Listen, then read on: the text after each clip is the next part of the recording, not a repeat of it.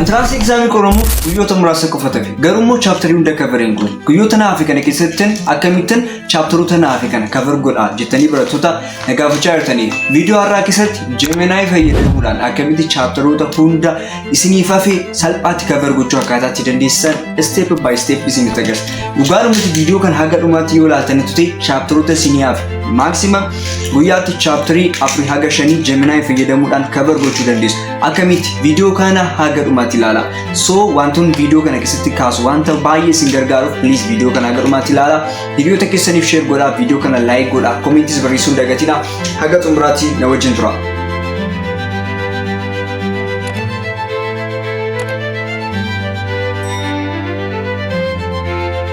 Amma kallattiidhaan akkamitti Gemini fayyadamuudhaan chapteroota isiniif hafe salphaatti akkamitti cover gochuu akkaataatti dandeessan akkasumas immoo promptii professionality Gemini nootii bareedaa akkasii baasu questionii gaarii akkasii baasu promptii bareedaa kan qopheessee jira. Promptii sanas illee Telegram channel korra waan isin kaa'uu fi haga dhumaatti na wajjin tura isin jechuu barbaada. So kallattiidhaan amma maal goonaa gara Gemini deemna jechuudha. Ijoolleen Gemini bilbila keessan keessaa hin qabaanne application Gemini amma Itoophiyaa keessa Play Store irra hin jiru, Itoophiyaa keessatti hojjechaa hin jiru. Garuu immoo karaa isin itti fayyadamtan jira. Gara Chrome hidhattanii yookaan Google keessanii hidhattanii Google Gemini jettanii yoo search gootanii argachuu dandeessu jechuudha. Karaa websaayitii seentanii fayyadamuu dandeessu jechuudha. Akkuma asirraa argaa jirtaniitu websaayitii isaa fayyadamuu dandeessu. Gara Chrome seentanii jechuudha.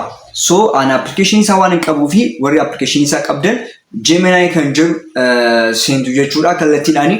Achi maal goonaa faayila yookaan immoo PDF chapterii cover gochuu barbaanne sana erginaaf jechuudha Geminiidhaaf jechuudha. History yoo ta'e, biology yoo ta'e, chemistry yoo ta'e chapterii covering goone sanaa fi Geminiidhaaf faayila isaa argitu jechuudha. PDF isaa argitu jechuudha. So ani mallattoo plus kana tuqee faayila gara Geminiitti upload godha jechuudha.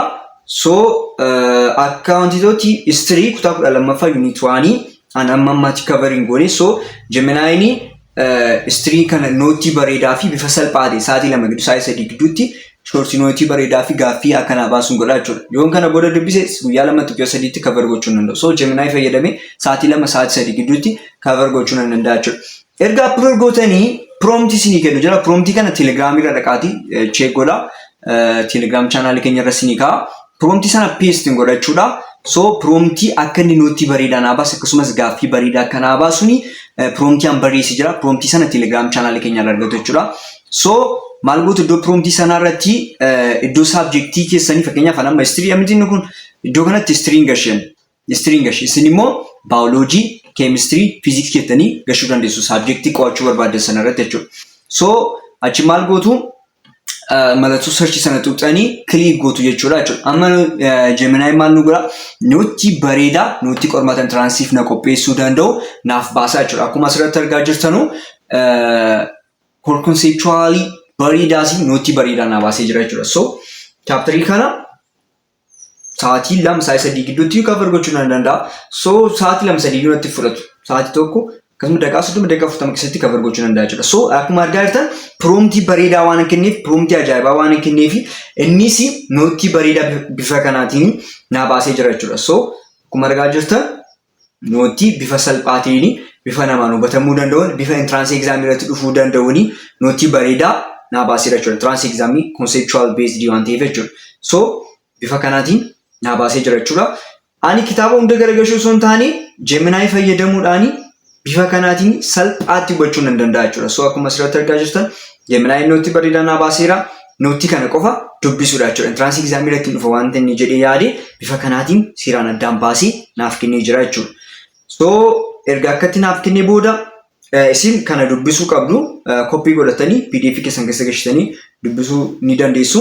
Erga wanti isaanii booda immoo ani prompt sana irra isin kaa'e. Erga nootii kana na baastee booda gaaffii na baasee deemiiraan. Gaaffii 30 na baasee deemiiraan.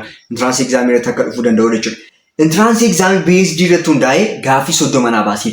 Entrance exam akkaataa itti dhufu waan beekuuf Google Gemini isarratti hundaa'ee gaaffiiwwan garaagaraa akka shaakaluu fi nootiiwwan garaagaraa na baasee jira jechuudha. Akkuma asirratti argaa jirtan jechuudha. So gaaffiiwwan gara 30 na baasee jechuudha. Entrance exam based irratti jechuudha. So PDF amma isinii kenne irratti hundooftanii PDF amma isinii kenne jira. Prompt isinii kenne jechuudha. Prompt sana copy gootanii Geminiidhaaf baayoloojii yoo ta'e baayoloojii PDF sana kennitanii fi Geminiin nootii bareedaa isinii baasa. Achumas immoo gaaffii bareedaa isiniif kennaa jechuudha. Kana fayyadamuudhaan sa'aatii 2 sa'aatii 3 gidduutti cover gootanii xumuruu dandeessu jechuudha. Chapterii covering goone jechuudha. Asirratti immoo wanti isin gochuu dandeessanu inni Geminiin afaan Oromoo sirriitti haasa'a. Afaan Oromoo sirriitti ChatGPT DeepSeek caala afaan Oromoo ni haasa'u. Afaan Oromoo baay'ee afaan Oromoo qulqulluu jechuu dandeessu jechuudha. Konseptii isiniif hin galle tokko afaan Ingiliffaatiin konseptii isiniif hin galle tokko afaan Oromoodhaan kennitanii fi konseptii sana bifa salphaatiin hubachuu dandeessu jechuudha.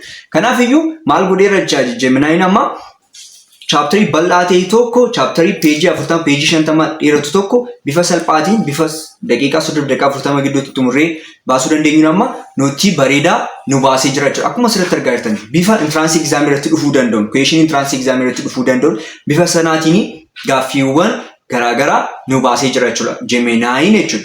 So maal goona amma erga nu baasee nootii inni nu baasisan asuma irratti dubbisna jechuudha bifa salphaatiin.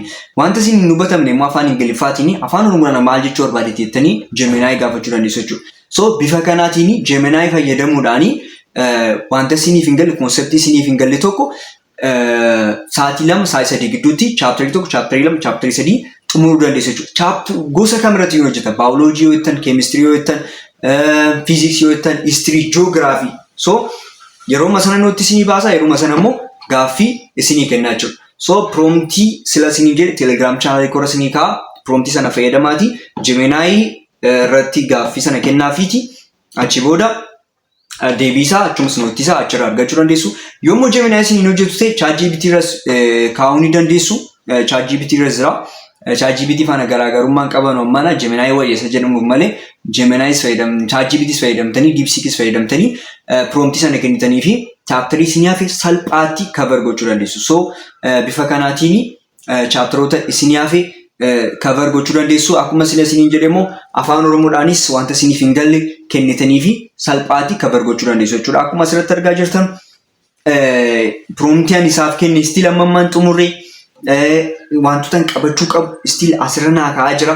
So wanta kana sirriitti fayyadama. Please barattoonni baay'ee kana beekuu dhabuudhaanii qormaata kana yeroo baay'ee yeroo ittiin hojjenne argaa jira jechuudha. So wanta isirra isinii kaa'e kana Geminiin fayyadamuudhaan chapteroota isinii hafe cover gochuu dandeessu.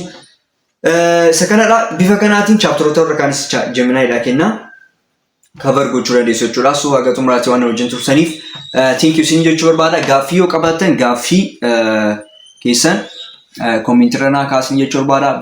Viidiyoo tanuu tagawala garus nagaati.